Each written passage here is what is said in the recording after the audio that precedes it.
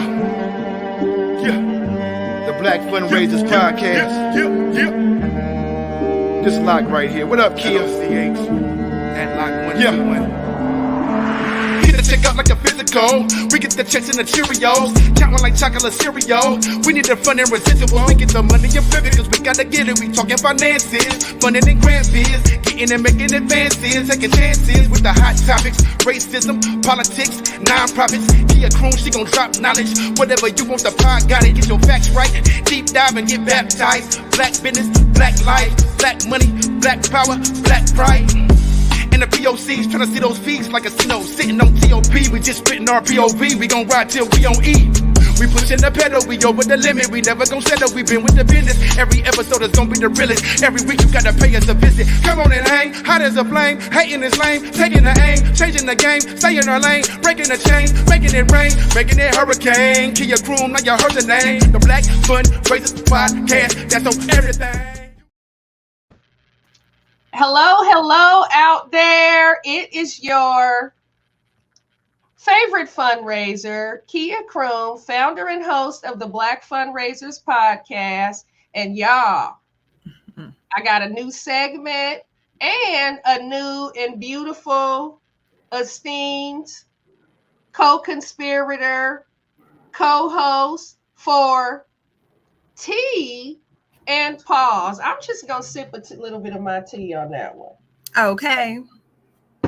Tea and Pause, where we react to events, news, tropes, things that are happening in these streets that are perpetrating anti-Blackness, just really counterintuitive to the movement for liberation for Black and brown women, women of color.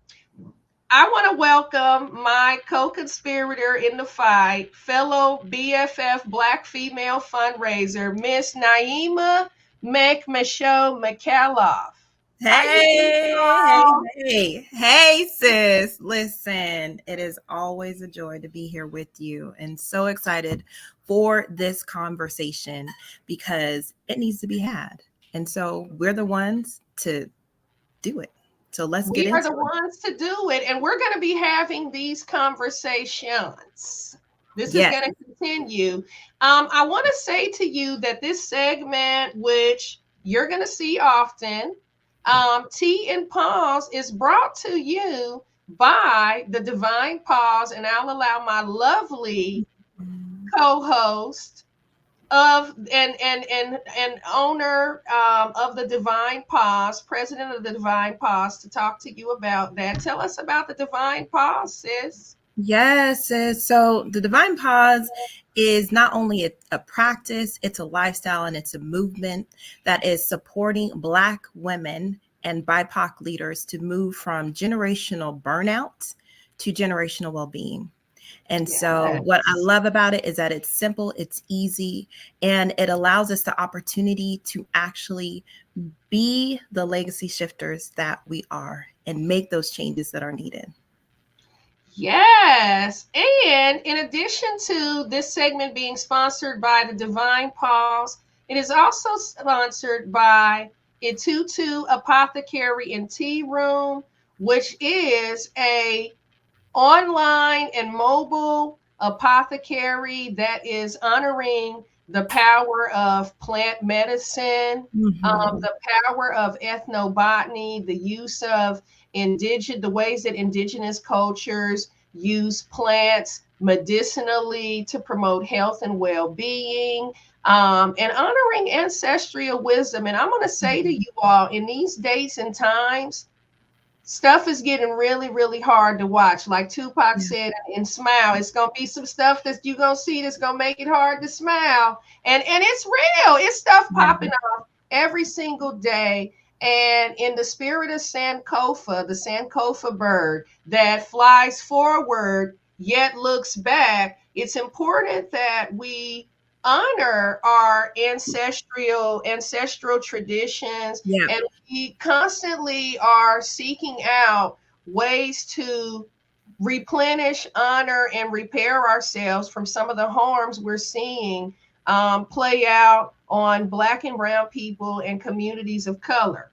Yep. So, y'all, Mm. it's been a lot popping off. And it's been a lot popping off these days. I'm not even going to, belabor this. I got 2 words for you. Kelly Rowland. That's enough. I'm going to say it again. Kelly Rowland. Yep. Yep.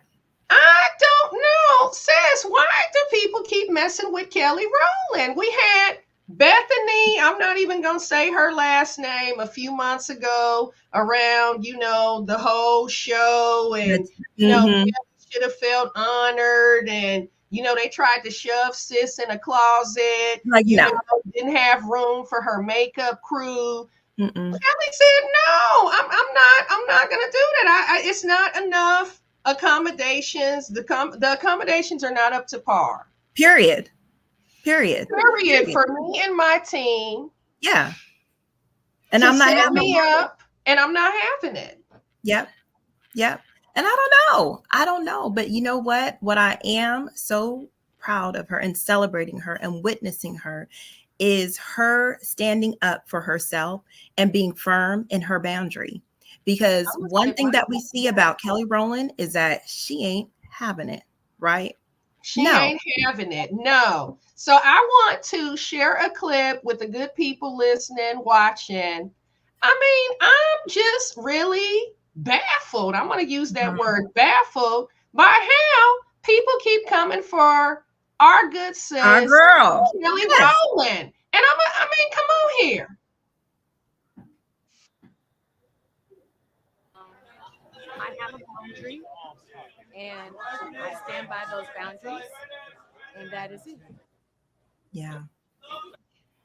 So what we heard rather, is Kelly Rowland reacting to or responding to that viral clip that made headlines this past week of her in Cannes, France for, the infamous annual film festival that happens. She had her moment on the red carpet. I'm going to see if we can pull that up. I want you to hear your raw reactions, because you pointed out to me that sis had stepped on Kelly Rowland's dress. Yeah. Yeah. You saw that. I didn't even see that. Yeah. Honestly, I had to rewind a few times because I was like, first of all, she said something that she shouldn't have said. And then I'm like, okay, let me just rewind. And I'm like, the lady stepped on her dress. And you can see in the clip that Kelly's first response was, you know what, maybe it was an accident. But what she said was clear that was not an accident. Let me keep it cute. Yeah. I want to share this clip here. Let me see. You got to roll with us on the technical difficulties.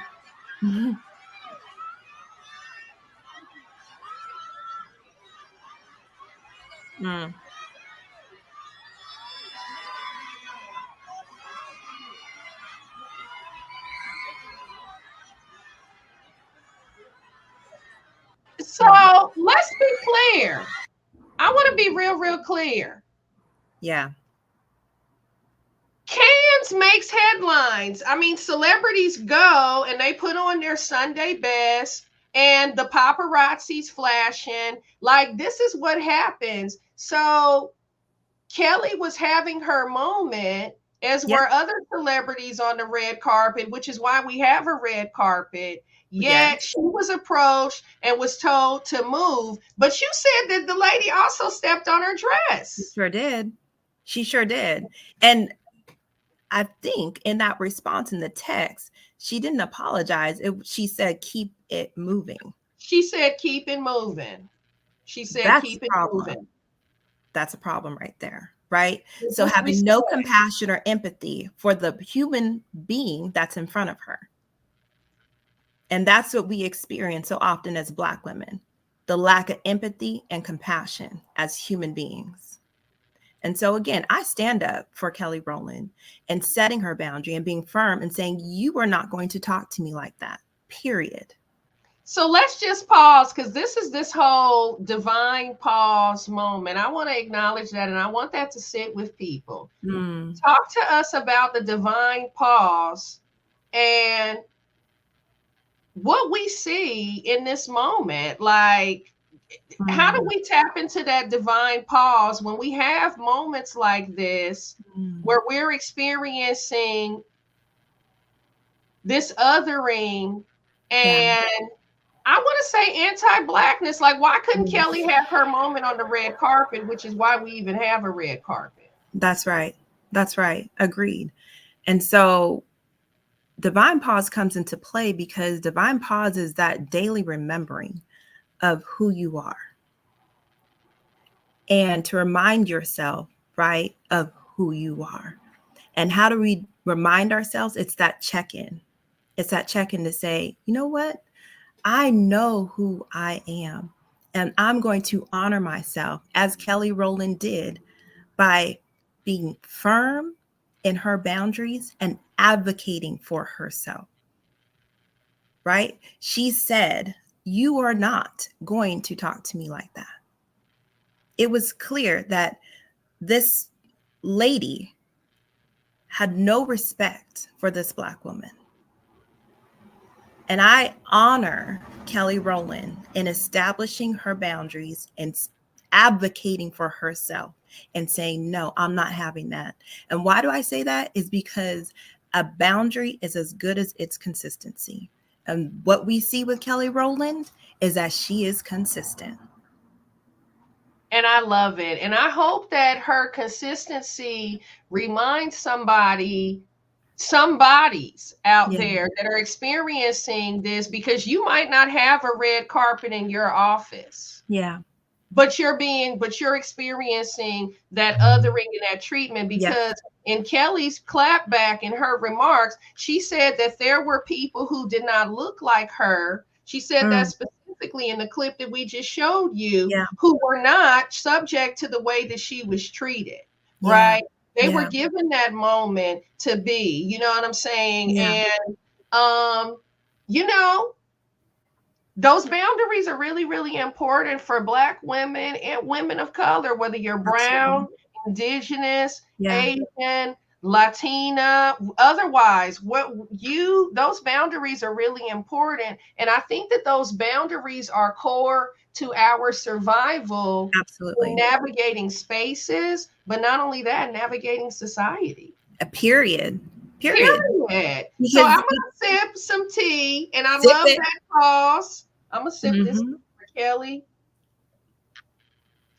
And I'm gonna sip this tea for all of the Black and brown women who are robbed of their red carpet moments in offices, in boardrooms, in schools, in the grocery store, whatever the case may be. When you are just being who you are in your fabulosity, in your largesse, and you're constantly reminded, beat it, keep it moving.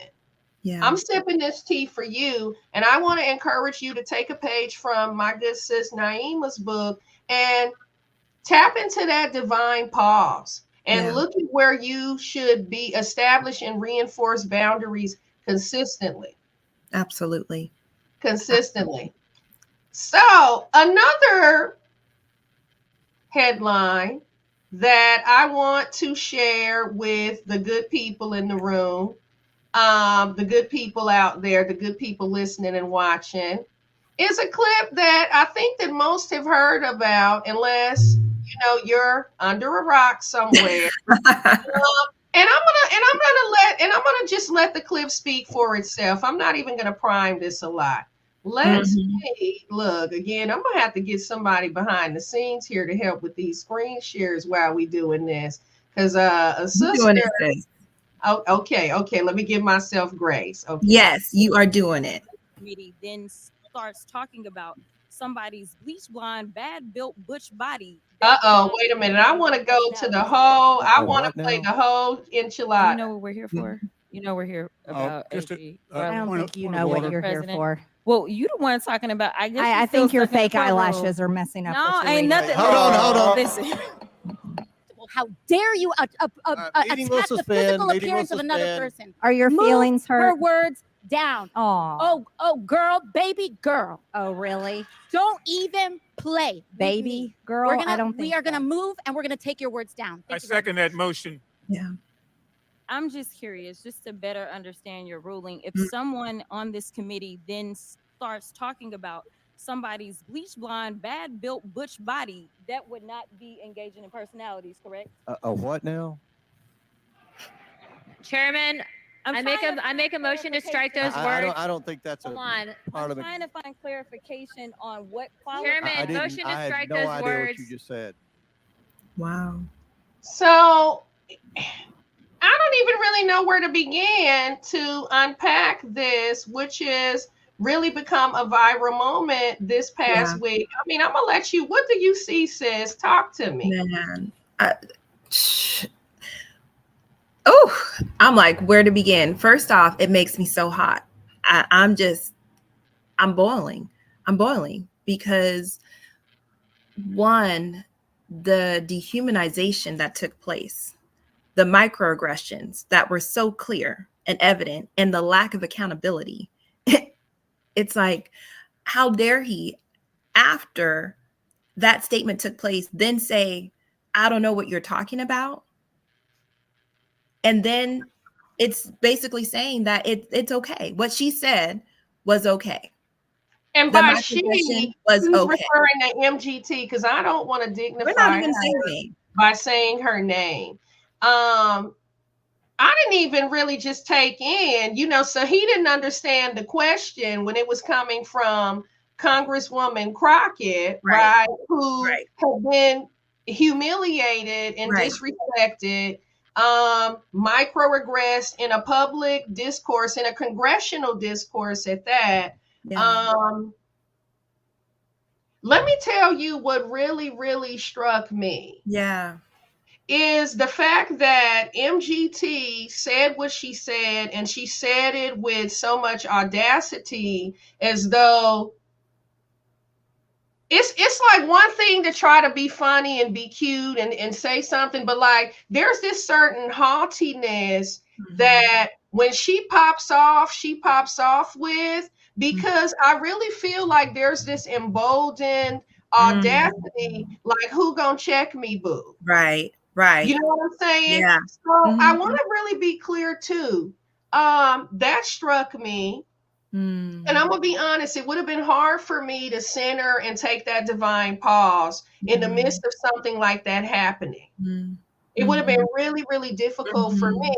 And what we saw was Alexandria Ocasio-Cortez, the AOC, run to the defense. We saw bystander intervention where we saw this brown woman say, hold on. We ain't having that. Take her words down. We're not having that. And it's not lost on me that AOC made the motion to take MGT's words down, which would have resulted in some kind of sanctioning. If I'm not mistaken, it could have resulted in MGT being asked to leave.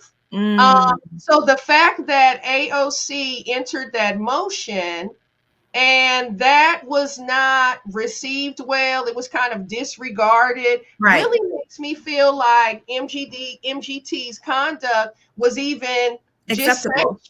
Acceptable. Yeah, it absolutely. Unfortunately,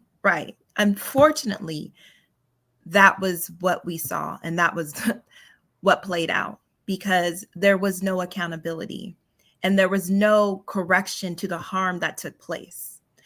The harm was just dismissed. Actually, it wasn't even recognized, to tell you the truth, because then the man was like, I don't know what you're talking about. Like, clearly what MGT said was, okay, we can just do that up in here. Right. We can just dehumanize people. And I'm going to be honest with you. Under ordinary circumstances, had MGT had her words been taken down, and had she been asked to leave? Yep. imagine how Congresswoman Crockett would have been able to excel, because I don't care what anybody says, to be attacked, somebody talking about your eyelashes. I haven't had people to talk about my beautiful eyelashes. And they are beautiful. But I have had people to talk about my nail color. I have had people to talk about the fact that I like to wear color in environments where pinstripe suits and gray suits seem to be the norm, how we Black people love to be festive and colorful. I want to be clear, those are microaggressions. They are. Right? So had her words been taken down, you wouldn't have gotten that clap back from Congresswoman Jasmine Crockett. And in most environments, like, I like to respect the person and, everybody kind of keep themselves intact. But I'm sorry, like, I really can't give a pass to what MGT said. And I really can't, people say, well, Michelle Obama, my forever FLOTUS, says, when they go low, we go high.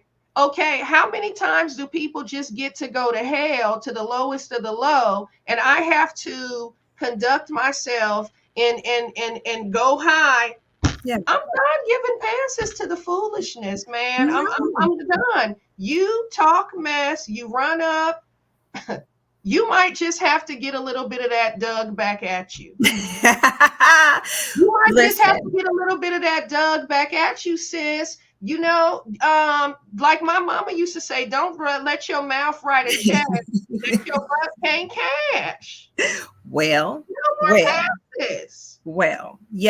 I feel that. And I think, one thing that I think about is, in reference to restorative practices, is what I love about restorative practices is that it helps us to acknowledge the harm and not continue to perpetuate it. And so, and I love me some Michelle Obama. I love her. Forever. But I also think that it's important for us to define, what does going high look like, right? For us, does going high look like what we saw, right? To me, what she said was going high, because she advocated for herself. And she said, wait a minute, let me clarify. First, let me acknowledge this harm that took place, right? Because we're not just going to dismiss what happened, because that's what folks would like to do. We'll just that's what happened, right? We'll just ignore it. And she's like, no. And so for me, I feel she went high. She acknowledged, wait a minute, we're not just going to let this pass by. We're going to acknowledge it, because we're going to, unfortunately, what didn't happen, express some accountability in it, but we're going to acknowledge it, right? And so by her acknowledging what took place, and then we're going to clarify, so what is acceptable here? Because if that's acceptable, is this acceptable? So I feel like, for me, in my opinion, she went high. She went high. She honored herself, and she honored every other Black woman and BIPOC leader in there. It's making my eyes water, y'all, and I'm not finna cry my eyelashes off. I'm gonna just sip a little bit of tea. On what you just said. I love the idea of re-examining what going high means, because I'm a believer in Christ Jesus. Yes. But I am not him.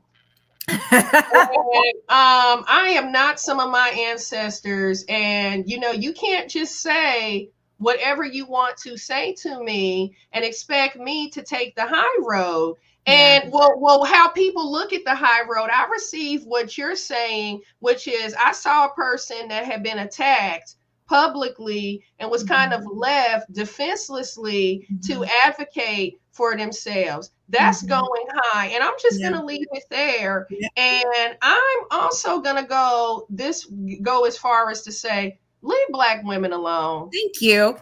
Leave Black women alone. Let Kelly have her moment. On the red carpet. Let Black women and in these spaces have their moment on the red carpet to share their ideas.